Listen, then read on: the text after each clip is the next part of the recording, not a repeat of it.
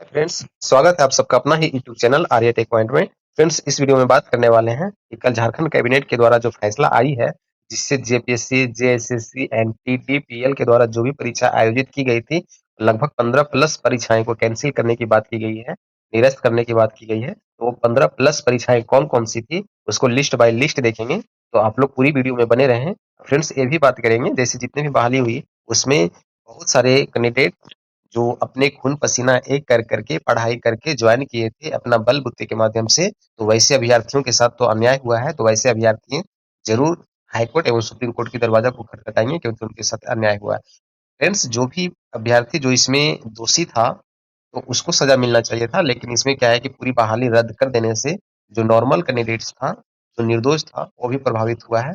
देखिए फ्रेंड्स, आगे क्या होता है। अभी तो इसमें जरूर सुप्रीम कोर्ट की दरवाजा को खटखटाया जाएगा, लेकिन सबसे पहले ये देखते हैं जो 15 प्लस परीक्षाएं कौन कौन सी है उसको देखते हैं। और आगे ये भी देखेंगे कि क्या क्या जो इसमें बिंदु लिखा हुआ है उस पर भी तर्क करेंगे। तो आप लोग पूरी वीडियो में बने रहें। फ्रेंड्स, सबसे पहले देखते हैं कि वो कौन सी है जो नोटिस निकल के आ रहा है। फ्रेंड्स, यहाँ पे देख पा रहे होंगे कि झारखंड जेएसएससी एवं पीडीपीएल परीक्षा रद्द मामला है।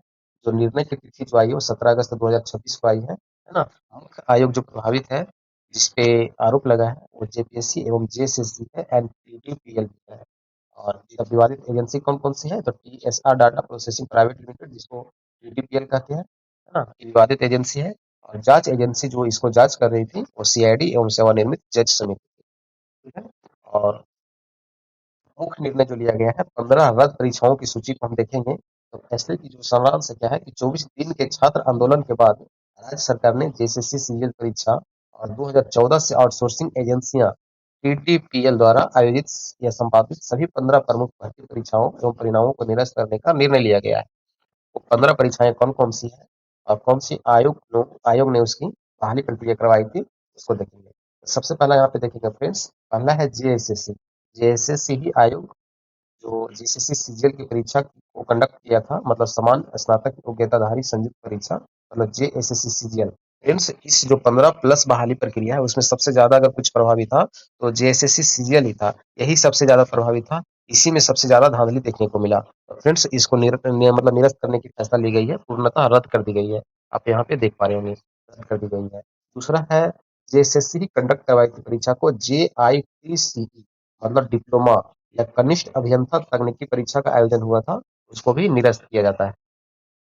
तीसरा जो है वो जेएसएससी कंडक्ट करवाया था जेएलएससीई, मतलब प्रयोगशाला सहायक, जो लैब असिस्टेंट है, मतलब कुछ दिन पहले ही इसकी ज्वाइनिंग प्रक्रिया हुई थी, लगभग 1.5 से 2 साल पहले।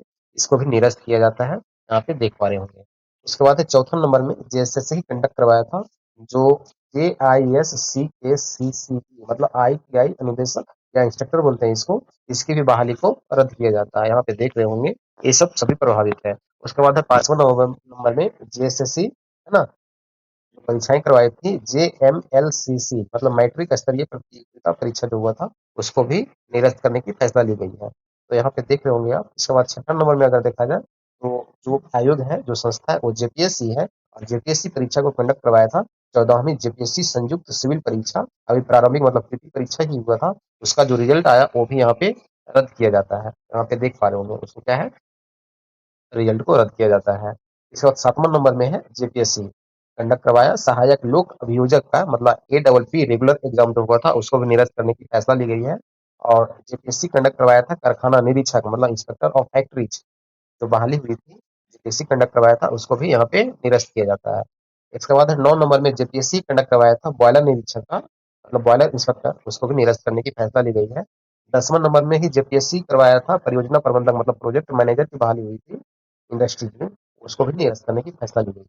सॉरी, 11 नंबर में जेपीएससी ही लिया था जेटेट, मतलब झारखंड पात्रता परीक्षा जेटेट एलिजिबिलिटी टेस्ट, इसकी प्रक्रिया जो है वो निरस्त कर दी गई। 12 से 15 के बीच जो जेपीएससी के द्वारा और जेएसएससी के द्वारा, जैसे झारखंड वरिष्ठ वैज्ञानिक की बहाली हुई थी, बैकलॉग भर्ती और कुछ अन्य भी था, उसको भी जांच करने, मतलब जांच या निरस्त के दायरे में रखा गया है। तो ये 15 जो बहाली प्रक्रिया था फ्रेंड्स, ये प्रभावित हुई है। आप यहाँ पे सभी लिस्ट बाय लिस्ट देखे हैं, ठीक है। इसके बाद अगर हम देखें फ्रेंड्स, तो यहाँ पे बताया कि कुछ विद्यार्थी जो है 7 साल से ज्वाइन किए अभ्यर्थियों की स्थिति और कानूनी पहलू क्या होगा वो देखेंगे। तो ज्वाइन कर चुके अभ्यर्थियों का संकट, 2014 से 2017 के दौरान टीडीपीएल के माध्यम से नियुक्त होकर के 5 से 7 वर्षों से सेवा दे रहे कर्मचारियों का चयन एक कैबिनेट फैसले के बाद अनिश्चितता में आ गया है। स्वाभाविक है फ्रेंड्स, ये ज़रूर आएगा।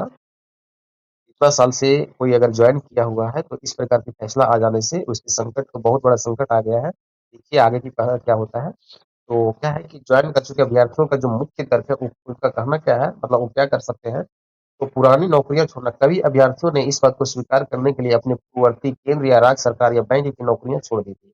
जैसे फ्रेंड्स बहुत सारे जो है इधर अपने स्टेट में बहाली प्रक्रिया, मतलब बहाली होने से, जैसे कोई कोई अभ्यर्थी जो है रेलवे में, बैंक सेक्टर में या तो फिर कहीं अन्य जगह ज्वाइन किए हुए थे, उसको छोड़ कर करके अपना राज्य झारखंड राज्य में ज्वाइन करने के लिए आया और वो परीक्षाएं ही रद्द हो गई।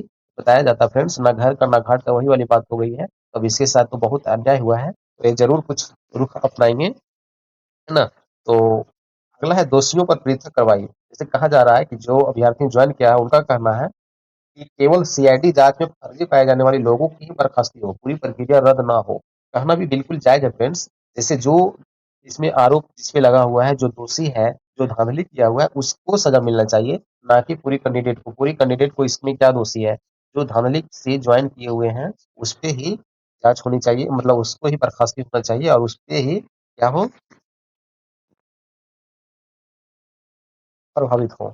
अगला है कानूनी रास्ता क्या है। देखिए जो अभ्यर्थी ज्वाइन कर चुके हैं, जो निष्पक्ष रूप से वहां पे गए हैं, और उसका कहना क्या है कि न्यायपालिका का स्थापित सिद्धांत है, यदि कोई दोषियों और निर्दोषों को अलग किया जा सकता है तो पूरी भर्ती प्रक्रिया रद्द करने के बजाय केवल दोषियों को निकाला जाना चाहिए, है ना। मतलब जो सेग्रेगेशन थ्योरी जो बोलता है, वो क्या बोलता है कि न्यायपालिका का स्थापित सिद्धांत है, यदि दोषियों और निर्दोषों को, है ना, जो दोष है और निर्दोषों को, मतलब दोनों को अगर अलग अलग पृथक किया जाए, उससे अगर दोनों अलग हो सकता है तो पूरी भर्ती प्रक्रिया रद्द करने के बजाय केवल दोषी को निकाला जाना चाहिए, है ना। दोषी को बर्खास्त होना चाहिए।